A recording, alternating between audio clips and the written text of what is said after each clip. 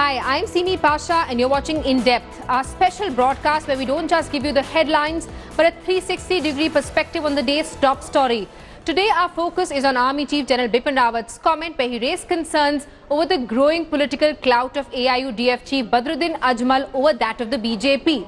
The opposition has trained its guns at the Army Chief, saying it was beyond his constitutional mandate to make such political comments. Sudhir Ranjan Sen with our top story. There is a party called AIUDF. If you look at, they have grown in a faster time frame than with the BJP grew over the years.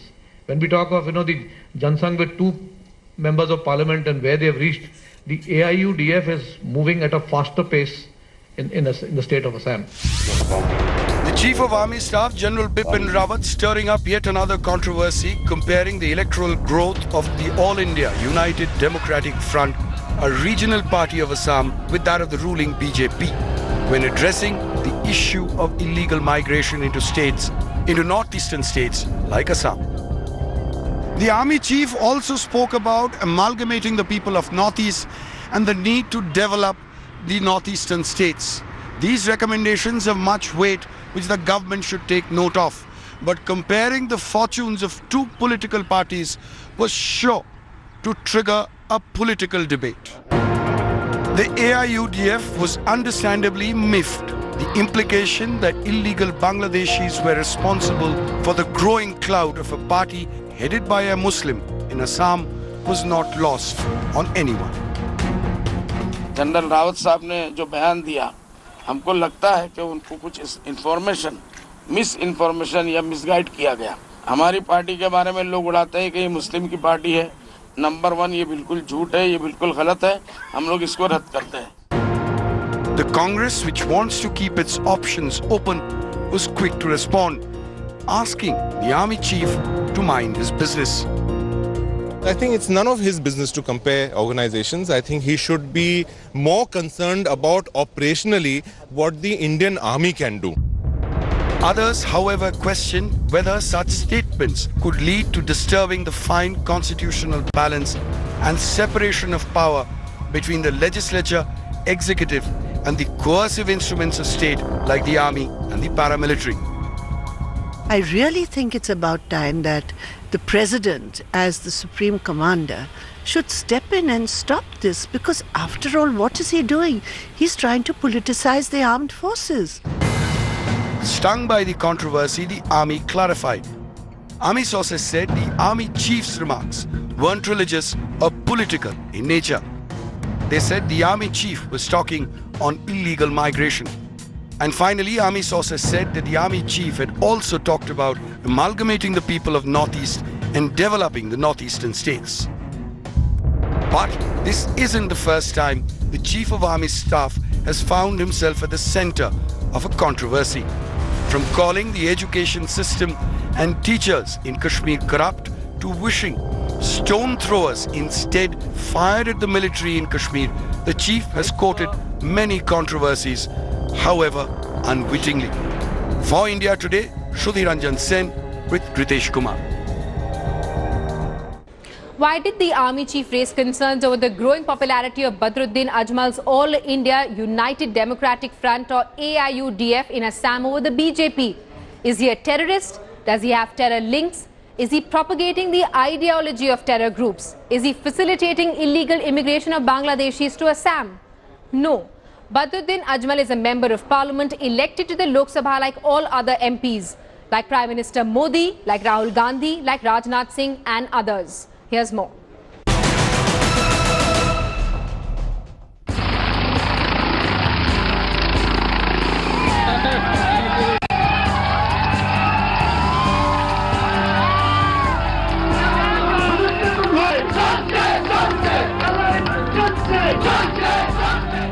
Dressed in a white kurta pajama, sporting a long white beard and a white cap, one could mistake 67-year-old Badruddin Ajmal as a regular Maulana from Darul Uloom Deoband.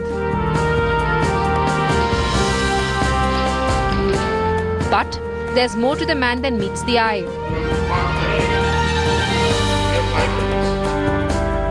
Ajmal is a member of parliament from Dhubri in Assam.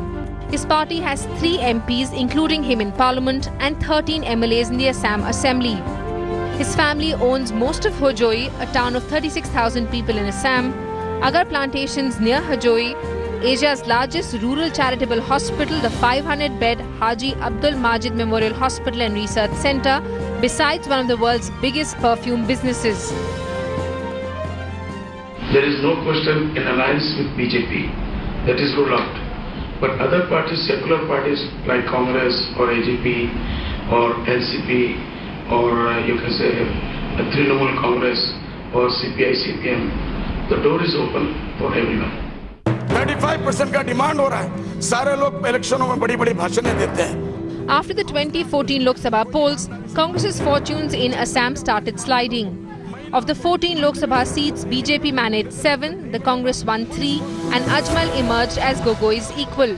He is known to take up minority-related and developmental issues in Parliament and says that the success and growth of his party is a result of the Congress's betrayal of minorities. Despite that, Ajmal has always said that he is open to an alliance with any secular party, including the Congress. I have proposed something that we have to do. If we are just distributing these clothes and foods to the poor, they are becoming more poor and poor. But if we make some schools, some madrasa, some technical schools, some hospitals, and some charitable works, we will be benefited more and more from this. A scholar from Darul Uloom Deoband, Ajmal is one of the richest politicians in the country. He insists he's made his billions from his family business. His perfumes and fashion accessories are sold worldwide at Ajmal exclusive stores, and he's also expanded into real estate and development. The money obviously helps, as he's able to channel some of it into charitable work, winning the love and appreciation of the people in his constituency.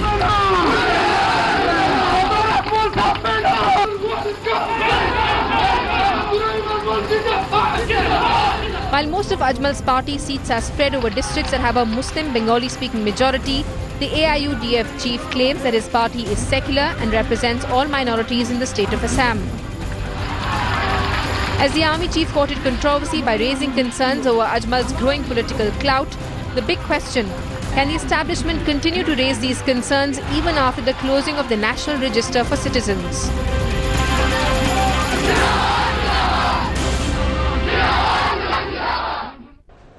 At the heart of rampant violence, terrorism and bloodshed in Assam is a cocktail of ethnic conflict between Bodos and non-Bodos, most of whom are Muslim settlers from Bangladesh who have been migrating to India since the 1950s. Their struggle for power, insecurities and race for limited resources forms the core of the conflict that's been plaguing the state for decades now. So Joy tracks Assam's bloody past.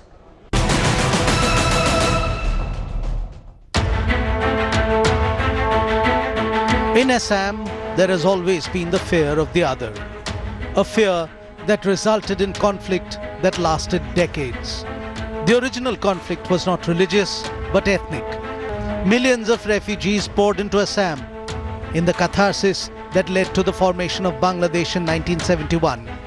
Most of them never returned, and the cup of animosity did runneth over. By 1979, the immigration issue led to a full-blown agitation against the Bengalis, and what followed was years of killings and uncertainty in the state. In the worst incident of bloodletting in Delhi, more than 2,000 people, mostly women and children, were killed in a single night of mayhem in 1983. Then began the next phase of ethnic conflict, this time between a tribe in Assam and immigrant Muslim Bengalis. The plot slowly turned religious. The Bodos are the largest plains tribe in Assam, who once held sway over the lower Brahmaputra valley. Since the early 1990s, the Bodos organized themselves into insurgent as well as pressure groups to assert their rights in Assam. In the last 25 years, hundreds of killings have taken place and thousands have been uprooted in instances of ethnic violence. Conflict that slowly became more to do with religious identity than ethnicity of an alleged immigrant. The most brutal instance of Bodo versus Muslim clash took place between July and September of 2012 between Bodo tribal groups and Bengali-speaking Muslims in Kokrajhar, Chirang, Bongaigaon and Buxa. The spiral of violence claimed over 100 lives and displaced nearly 6 lakh people. By the time Assam, which had had a Congress government for 15 years, went in for assembly polls in 2016, the state was seeing a divide churning along religious lines. The Congress, as expected, lost power because of anti-incumbency, and the growing fear of Muslim immigrant made it natural for the BJP to assume control. Playing to the gallery, the newly elected Chief Minister Sarbananda Sonowal declared that the Bangladesh-Assam border would be sealed within 2 years. The promise that the new CM of Assam made was nothing new, since the fencing of the Indo-Bangla border has been going on since the 1980s and much of the work had already been completed. With politics fueling the divide, ethnic violence has had an inordinately long run in Assam. The fear of the other continues to haunt the state, and so-called nationalistic forces keep dividing the populace, if not by region, then certainly by religion. Up next on In Depth, citizens of Assam struggle to find out whether they've been recognized as Indian citizens in the Indian Register for Citizenship. A detailed report in just a bit. As Army Chief Bipin Rawat rakes up the issue of illegal Bangladeshi immigrants in Assam and attributes Badruddin Ajmal's growing political clout to their influx, a large part of the Assamese population is still struggling to figure out whether they are legal Indian citizens or not. The National Register of Citizens closed its registration on the 31st of December, and many, including Badruddin Ajmal, were left out. Does that mean that the MP from Dhubri and others are Bangladeshis? Manogya Loiwal reports.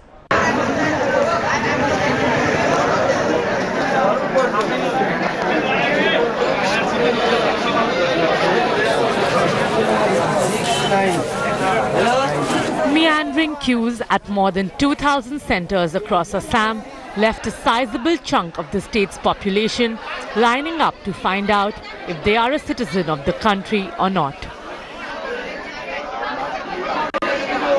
The National Register of Citizens, or the prime document establishing validity of the residents of Assam as citizens of India, has finally come into existence. This after more than a decade-long process of identification and administrative deliberations. As 2017 died and the deadline of 31st December expired, the one big question doing the rounds in Assam was, who am I? And the answer to that very critical existential question lay engraved in the NRC.